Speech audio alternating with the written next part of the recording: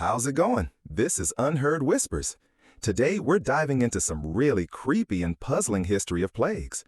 Stick with us as we check out 5 most bizarre plagues that just can't be explained. In the summer of 1518, something incredibly strange happened in the streets of Strasbourg, a city that was part of the Holy Roman Empire, where modern-day France now stands. It all began with a single woman named Frau Trophia.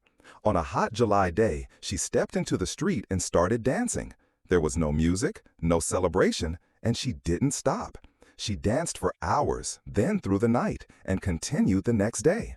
People watched, confused and frightened, as her body moved without rest, her face showing no joy, only exhaustion. But she didn't stop. Within a few days, more people joined her. First dozens, then hundreds, men, women, even children. They danced in the streets, some crying for help as their bodies refused to stop. There were no breaks, no food, no water. People collapsed from sheer exhaustion. Some died from heart attacks or strokes. The city, puzzled and terrified, didn't know what to do. The local leaders believed it was a medical issue, not something spiritual or supernatural. So, in a bizarre move, they tried to cure the dancers by encouraging more dancing. They hired musicians and opened dance halls. Maybe, they thought, the dancers just needed to dance it out. But this only made things worse. The dancing grew more intense, the crowds larger, and the deaths more frequent. The city, puzzled and terrified, didn't know what to do. The local leaders believed it was a medical issue, not something spiritual or supernatural. So, in a bizarre move, they tried to cure the dancers by encouraging more dancing. They hired musicians and opened dance halls. Maybe, they thought, the dancers just needed to dance it out. But this only made things worse. The dancing grew more intense, the crowds larger, and the deaths more frequent. The city soon realized they had made a terrible mistake. Modern historians and scientists have tried to explain what really happened. One theory is that it was mass hysteria, what's now called mass psychogenic illness. People living in fear, poverty, and under constant stress may have broken down mentally, and their bodies responded in a strange, uncontrollable way. Another theory suggests it could have been caused by a toxic fungus called ergot, which can grow on damp rye and causes hallucinations and muscle spasms. This same fungus is thought to have played a role in the Salem witch trials hundreds of years later. But there's still no solid proof. The truth is, we don't really know why people danced until they died. The event faded as mysteriously as it began. After about a month, the dancing stopped. Some people recovered. Others never truly did. The city moved on, but the story stayed, becoming one of history's strangest and most chilling medical mysteries. What makes the dancing plague of 1518 so fascinating is how little we understand about it even today. It wasn't just one person. It wasn't just one day. It lasted for weeks and involved hundreds of people, all swept up in something none of them could control. No one was trying to dance. They just couldn't stop. And when something so bizarre happens to an entire city, we're left with a haunting question. Can fear, stress, or belief really take over the body in such a powerful way? No one knows for sure. But the echoes of those ghostly, unstoppable footsteps still dance through history, reminding us how mysterious the human mind and body can be. In the summer of 1485, as England braced for political change and bloody battles, a different kind of terror quietly crept into its towns and cities. It didn't wear armor or carry swords. It didn't make speeches or threats. It simply arrived, and people began to die. They called it the sweating sickness, and no one really understood what it was. All they knew was that it struck fast, killed quickly, and vanished just as mysteriously as it came. It started with a strange feeling, like something wasn't quite right. Then came the chills, the aches, the dizziness. But within hours, people were drenched in sweat, their skin burning hot and their hearts pounding. Victims trembled, gasped for breath, and panicked as they felt death closing in. Most terrifying of all, it could kill someone within a single day, sometimes within just a few hours. A healthy man might sit down to lunch, start sweating before dinner, and be dead by nightfall.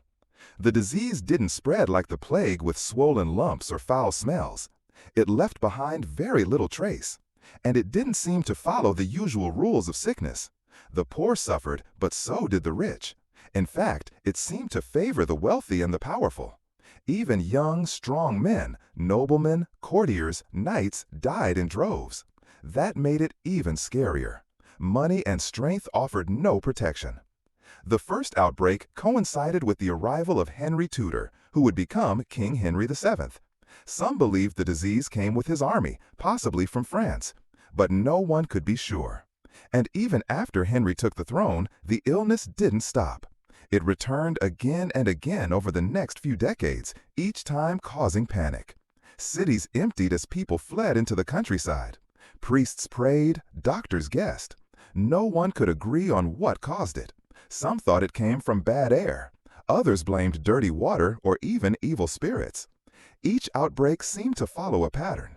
It came suddenly, hit hard, and disappeared just as quickly. Then there would be silence for years, sometimes even decades. The last major outbreak was in 1551. After that, the sweating sickness vanished for good. No final warning, no explanation.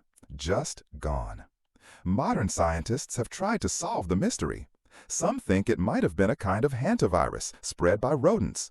Others suggest it could have been a rare form of influenza or even something we've never seen before or since. But we don't have enough records or evidence to be sure. What we do know is that it terrified people for over 60 years, left thousands dead, and left behind more questions than answers. In a world where we think we can explain almost everything, the story of the English sweating sickness reminds us that nature still has its secrets, and that sometimes the deadliest enemy is the one we can't see, predict, or understand. In the sweltering summer of 1793, Philadelphia was America's largest city and the young nation's capital. It buzzed with life, ships unloading goods at the port, people crowding the markets, politicians shaping the future of a brand new country. But beneath the energy and excitement, something deadly was spreading. It started quietly, with a few fevers, some unusual deaths. Then the dying began. People developed headaches, chills, and a high fever. Their eyes turned red. Then came the nausea, the bleeding, and the vomiting of black bile. In the final stages, the skin turned yellow. That's where the disease got its name, yellow fever. But no one knew what caused it. Some thought it came from rotting coffee left at the docks. Others blamed bad air, calling it miasma. The real cause, mosquitoes, wouldn't be discovered for over 100 years. As the days passed, the death toll rose. Bodies filled the streets. Graveyards ran out of space. Fear gripped the city. People who had the means fled, rich families, doctors, and even government officials, including George Washington himself. The city, once bustling with over 50,000 people, began to empty. Those who stayed behind were either too poor to leave or too brave to run. Amid the chaos, some heroes emerged. A doctor named Benjamin Rush stayed and treated as many patients as he could, even though his methods, like bloodletting, did more harm than good. He believed in working tirelessly, even when his hands were shaking from exhaustion. At the same time, a group of free black citizens, led by Absalom Jones and Richard Allen, stepped forward to help care for the sick and bury the dead. At first, many believed black people were immune to the disease. That turned out to be false, but their courage and service left a deep impression on history. The disease didn't discriminate. It struck young and old, rich and poor. Some people seemed fine in the morning and were dead by night. Over the course of just 3 months, nearly 5,000 people died, about 10% of the city's population. Those who survived were forever changed. Then, just as mysteriously as it had arrived, the fever faded. The weather grew cooler, mosquitoes vanished, and the city began to breathe again. People returned slowly, scarred by loss but ready to rebuild. But the fear lingered. The memory of those hot, silent streets, lined with shuttered homes, abandoned markets, and the steady toll of funeral bells, never fully disappeared. Today, we know what caused it. We have vaccines. We have mosquito control. But back then, the people of Philadelphia faced something they couldn't name, couldn't stop, and couldn't understand. They fought with courage and desperation, and many paid the ultimate price. The yellow fever epidemic of 1793 remains one of America's earliest and most terrifying public health disasters. It reminds us how fragile cities can be, how fast life can change, and how ordinary people often become heroes when the world turns upside down. In the early 2000s, deep in the heart of northern Uganda, something strange began to happen to children. It started small, hardly noticeable at first. A child would stop paying attention, stare blankly, and then their head would begin to nod. At first, parents thought their kids were just sleepy or bored, but the nodding became more frequent and more disturbing. Children who once played and laughed now struggled to stay focused. Their heads bobbed uncontrollably, especially when they tried to eat. They would sometimes freeze, drop their food, or even fall into open fires during seizures. As time passed, the condition got worse. Some lost the ability to speak, others forgot how to walk. Their bodies became thin and weak, their minds clouded by confusion and fear. Parents watched, helpless, as their children slowly faded before their eyes. Doctors didn't know what to call it at first. It didn't match any known disease. Eventually, they named it nodding syndrome, but the name didn't bring answers. It wasn't just Uganda. Similar cases appeared in South Sudan and parts of Tanzania. But it was in Uganda, especially in the war-torn districts of Kitgum and Potter, where the numbers grew fastest and the mystery deepened. People began to ask why. Was it a virus? Was it poison? Was it the result of years of war, trauma, and displacement? Some believed it had to do with the river water. Others blamed the food rations in refugee camps. The community was desperate for answers. The children who were most affected had grown up in camps during the Lord's Resistance Army conflict, one of the darkest periods in Ugandan history. They had lived through violence, hunger, and fear. But no single cause could explain it all. Researchers found that many of the children had been infected by a parasite called Onchocerca volvulus, which causes river blindness. But not everyone with the parasite had nodding syndrome, and not everyone with nodding syndrome had the parasite. The connection wasn't clear. What made it even more heartbreaking was how families were forced to cope. Some children were tied to trees or kept indoors for their own safety. Others were abandoned. There were no cures, only ways to manage the seizures, usually with epilepsy medications, which weren't always available. Still, some communities did their best to care for the children, building support centers and raising awareness. Years have passed, and we still don't fully understand nodding syndrome. The cases have declined in some areas, but the mystery remains. Scientists continue to search for answers, hoping to one day explain why these children's lives were changed so dramatically and how to prevent it from happening again.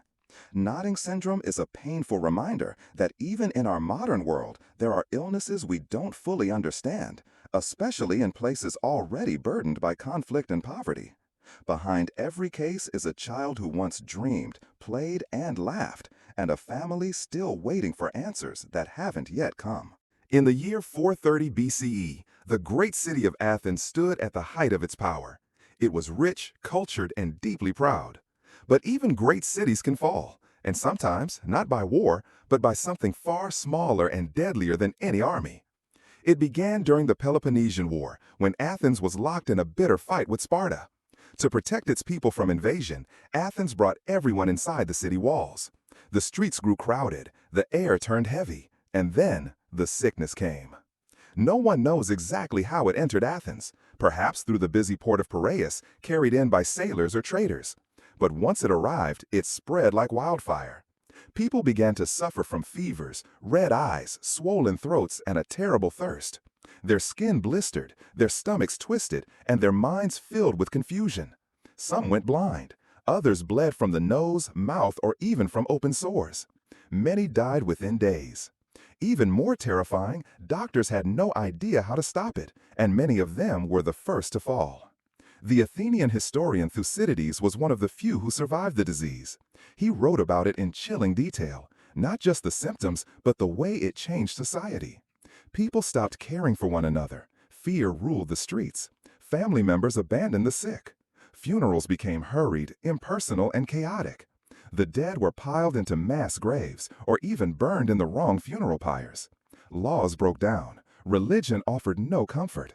It felt, Thucydides wrote, like the end of the world. Some believed the gods were punishing Athens. Others thought it was the result of war, of pride, of corruption. But no one could stop it. The plague returned more than once over the next few years. In total, it is believed to have killed nearly 1/3 of Athens' population. Among the dead was Pericles, the city's most powerful and respected leader. With him gone, and the people broken in body and spirit, Athens was never quite the same. For centuries, no one could say for certain what the plague actually was. Some believed it was typhus, others said smallpox or measles. In modern times, researchers have even suggested it could have been a form of viral hemorrhagic fever, something like Ebola. But the truth is, we still don't know. What makes the plague of Athens so haunting is not just how many died, but how it stripped the city of its dignity, its order, and its hope. It showed how fragile civilization can be, how quickly culture, government, and even kindness can collapse under the weight of fear and death. Yet somehow, some Athenians survived. The war continued, the city carried on. But those years were carved into its memory. And thanks to Thucydides, we still remember the sounds of coughing in the streets, the silent temples, the smoke rising from funeral pyres, and the chilling realization that even the greatest cities can fall, not by sword, but by sickness.